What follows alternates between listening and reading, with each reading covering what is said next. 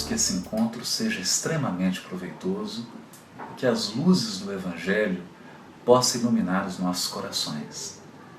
Eu sei que vocês já ouviram sobre a formação da mentalidade cristã, de modo que as nossas palavras ou a nossa leitura é um simples lembrete do grandioso trabalho que se realiza no Brasil sob a tutela do benfeitor Ismael, o anjo do Cristo, que plantou a árvore do Evangelho no solo brasileiro e que educa a todos nós nesse grandioso trabalho da formação da mentalidade cristã.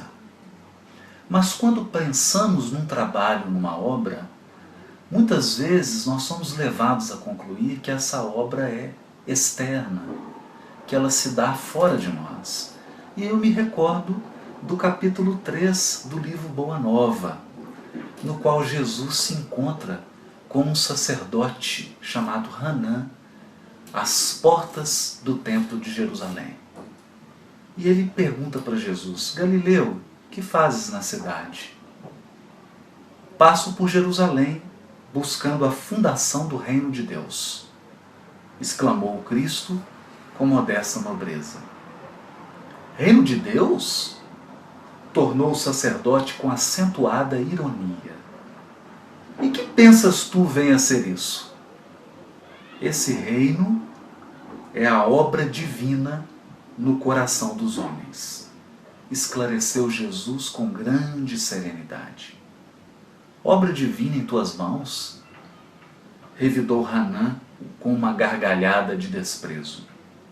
E continuando as suas observações irônicas, perguntou: com que contas para levar avante essa difícil empresa? Quais são os teus seguidores e companheiros?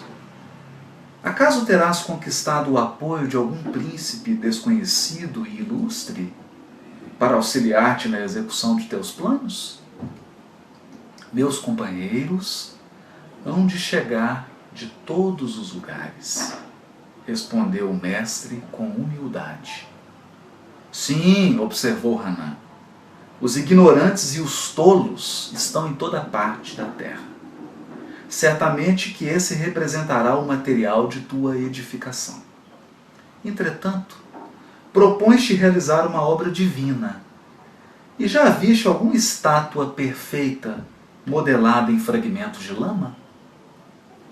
Sacerdote, replicou-lhe Jesus com energia serena, nenhum mármore existe mais puro e mais formoso do que o do sentimento. E nenhum cinzel é superior ao da boa vontade. Impressionado com a resposta firme e inteligente, o famoso juiz ainda interrogou: conheces Roma ou Atenas? Conheço o amor e a verdade, disse Jesus convictamente. Tens ciência dos códigos da corte provincial e das leis do templo? Inquiriu Hanã inquieto.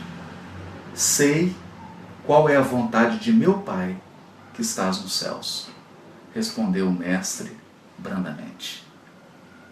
Com essa lição, com esse triste diálogo, nós concluímos que o verdadeiro trabalho da evangelização é aquele que se realiza dentro de nós, no coração de cada uma criatura.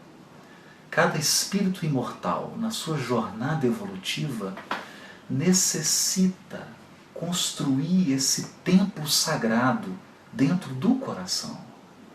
Uma vez construído esse templo íntimo, o Criador, na sua magnificência, poderá se manifestar através da criatura.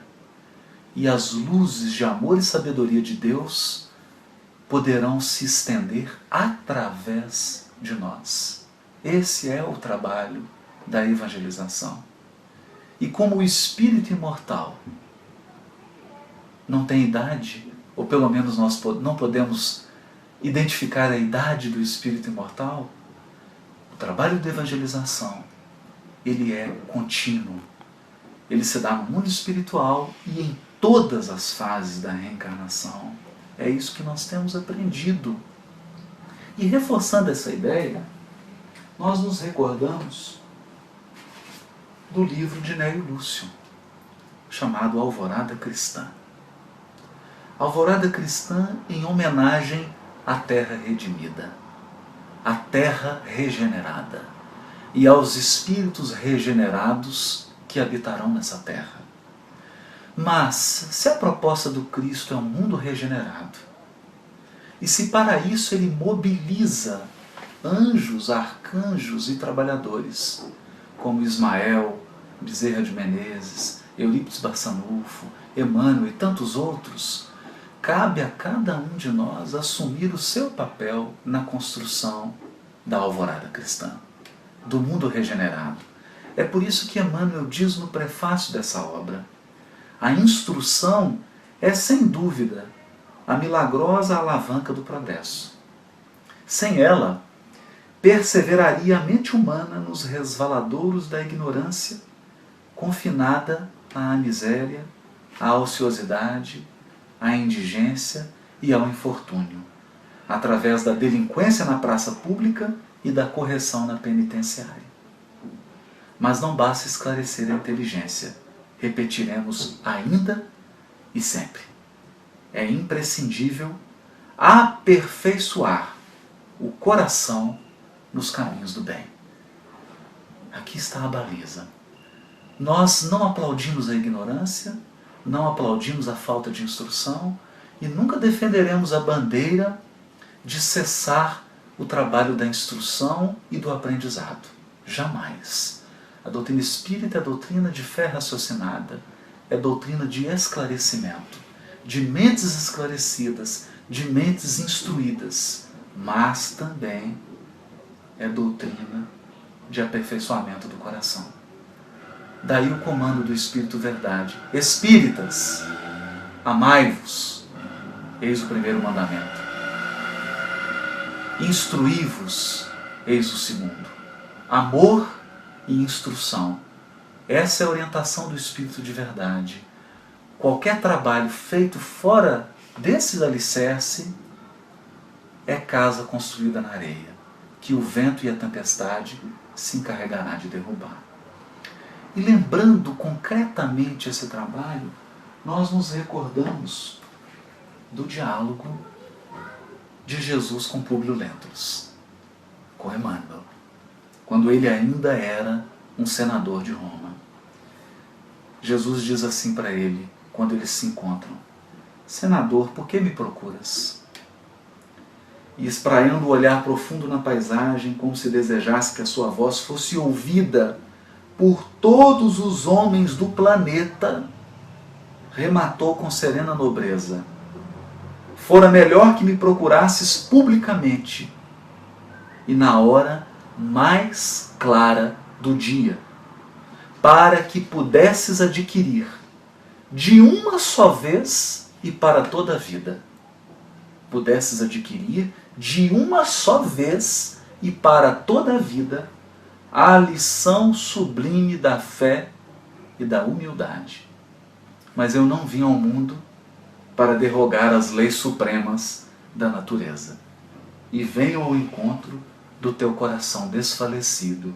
Sim, não venho buscar o homem de estado, superficial e orgulhoso, que só os séculos de sofrimento podem encaminhar ao regaço de meu Pai. E depois ele diz para ele: todos os poderes do teu império são bem fracos, e todas as suas riquezas bem miseráveis. As magnificências dos Césares são ilusões efêmeras de um dia, porque todos os sábios, como todos os guerreiros, são chamados no momento oportuno aos tribunais da justiça de meu Pai que está no céu. Um dia deixarão de existir as suas águias poderosas sob um punhado de cinzas misérrimas. Porque só uma lei existe e sobreviverá aos escombros da inquietação humana: a lei do amor, instituída por meu Pai desde o princípio da criação. É isso que nós aprendemos, que precisamos transmitir para as almas sobretudo quando elas estão num corpo infantil. Porque infantil é o corpo, não a alma. Quando elas estão num corpo infantil, mais abertas, é nosso dever, como pai, como mãe, como irmão, como irmã, como tio, como tia, como dirigente de casa espírita, como evangelizador, ensinar a essas almas a lei do amor, instituída por Deus. Mas se o reino de Deus é obra no nosso coração, e se o nosso grande trabalho é o da formação da mentalidade cristã, é o da educação do sentimento, ou do aperfeiçoamento do coração, como diz Emmanuel, nós nos lembramos, amigo, de um caso lindo que está no livro Jesus no Lar, ditado pelo Espírito Neio Lúcio, especificamente capítulo 3, chamado Explicações do Mestre, quando uma dona de casa pergunta a Jesus sobre o reino de Deus. E ele devolve com outra pergunta. Ela perguntava sobre o reino de Deus e sobre a revelação divina. Jesus indaga ela: como procedes para conservar o leite inalterado e puro no benefício doméstico? E a dona de casa responde: Senhor, antes de qualquer providência, é imprescindível lavar cautelosamente o vaso em que ele será depositado. Se qualquer detrito ficar na ânfora, em breve todo o leite se toca de franco azedume e já não servirá para os serviços mais delicados. Jesus sorriu e explanou: assim é a revelação celeste no coração humano.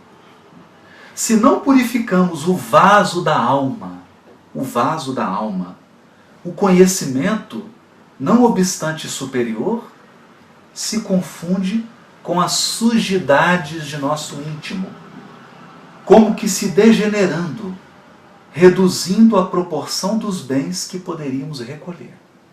Olha, reduzindo a proporção dos bens que nós poderíamos recolher. Em verdade, Moisés e os profetas foram valiosos portadores de mensagens divinas, mas os descendentes do povo escolhido não purificaram suficientemente o receptáculo vivo do Espírito para recebê-las. Qual que é o receptáculo vivo do Espírito? O coração. É por isso que os nossos contemporâneos são justos e injustos, crentes e incrédulos, bons e maus ao mesmo tempo. O leite puro dos esclarecimentos elevados penetra o coração como alimento novo, mas aí se mistura com a ferrugem do egoísmo velho. Do serviço renovador da alma restará então o vinagre da incompreensão, adiando o trabalho efetivo do reino de Deus. E o mestre concluiu: o orvalho num lírio alvo é diamante celeste, mas na poeira da estrada é gota lamacenta. Não te esqueça dessa verdade simples e clara da natureza. A doutrina espírita é o orvalho celeste. O nosso coração é o receptáculo. Evangelização é purificação do receptáculo íntimo, para que a luz divina possa se manifestar em nós. Meus amigos, um abraço para todos. Que eu entrego para você.